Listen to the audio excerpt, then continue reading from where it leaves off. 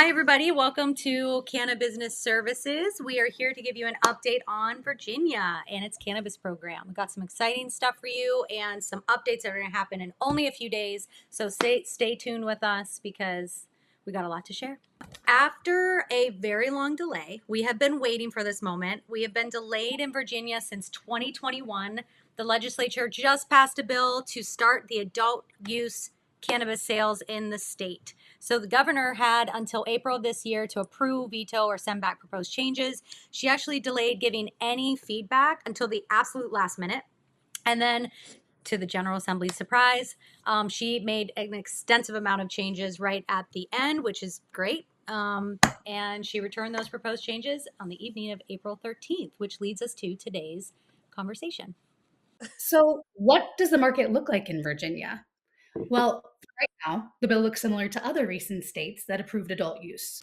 What we're seeing so far is that it's looking very similar to the Delaware licensing process and what the adult use market's going to look like. It calls for the creation of a retail adult use market through an application system. If more applications are received than licenses available, the bill recommends holding a lottery, similar to Delaware, like we said. It does not appear that a property is required to apply for right now. However, within 18 months of being selected, an applicant will have to show a property, zoning compliance and all of that jazz. And shout out to Very Hill for the very cool image. We loved it, and so we included on the slide. Virginia is for cannabis lovers. The proposed rollout originally was going to commence January 1st, 2027, but the governor is proposing a different rollout of July 1, delaying it 6 months. She's saying to have a rollout of a very controlled, well planned out market instead of rushing it.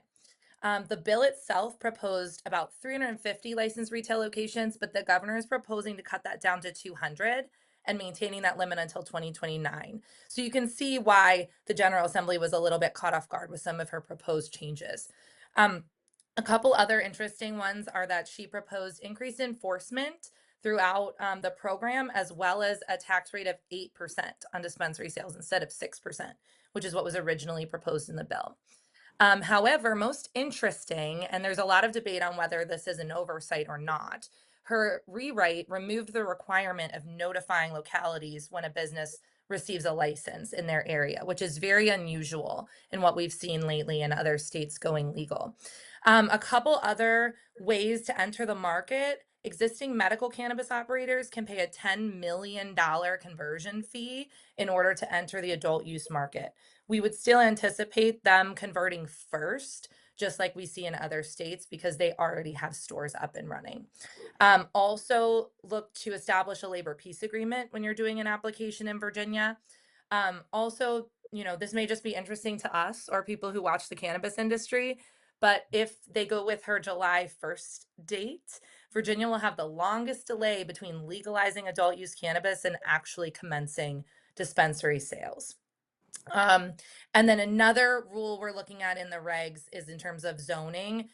They're looking for these retailers to be about 1,000 feet away from schools, hospitals, daycares, and other dispensaries, which is very in line with other programs we've seen roll out in the last few years in nearby states. Yeah, and that's not to be confused with the delays of other states like my home state of South Carolina, which will be the longest delay in actually ever starting a program. So at least there's something happening here, and delays are very common. And also, I just want to touch base on the $10 million fee because that is a significant amount of money.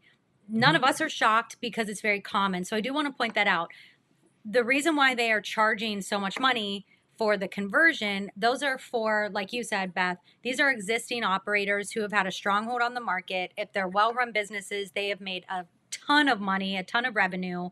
And so the theory is that if they want to participate in the adult use market, which it's in their best interest to, they need to pay to participate in that program.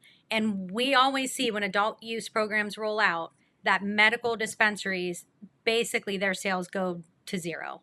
And so it is in their best interest.